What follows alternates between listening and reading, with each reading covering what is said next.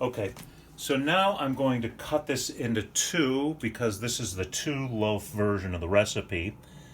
You know, just try to eyeball equal amounts of dough for each loaf. Set one aside.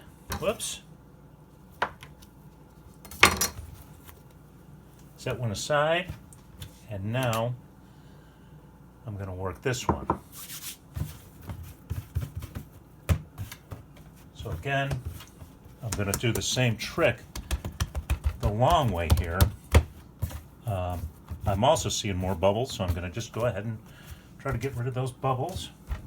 Pop them as I can and fold it into thirds. And this time I'm not going to stretch it out the long way. I'm going to keep it oriented this way. Now, a nice thing about doing that is it makes the two ends of it kind of consistent and not pointy. It's hard. It's hard a little bit not to end up with pointy ends of your loaves. So, yeah, this is feeling good. I don't feel like if I stretch and fold again, I feel like it won't get out to the length that I want. So I'm going to stop with the folding and now get into the loaf shaping. And to do that, we just roll it out like this. And here you got to take the opportunity, if you see that there's a fat spot, like this side is kind of fatter than this side, so I'm going to try to stretch this side a little more to make it equal. Okay, and then here is the trapezoid thing. And I almost kind of don't need to do it, but I'm going to do it anyway just to demonstrate. You fold down like this on one corner, and you do the same fold on the other corner, right?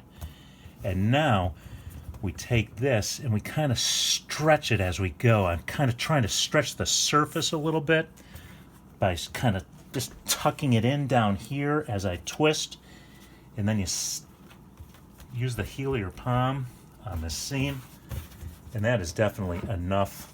I am going to just continue rolling this out and trying to, as I go, make things even, you know, in terms of thickness the whole way down the loaf. And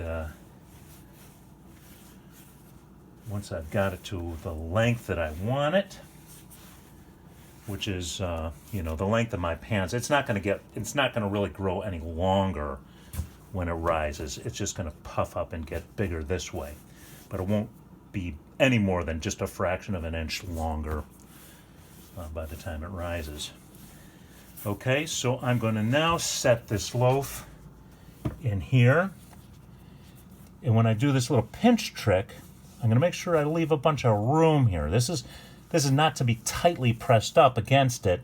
I'm going to give this room to rise, so I'm leaving a nice gap here, nice air gap there. That this dough, when it rises, is going to fill in that area and go up a little bit too. And now I'm ready for my second loaf here. But we can pause the tape at this point.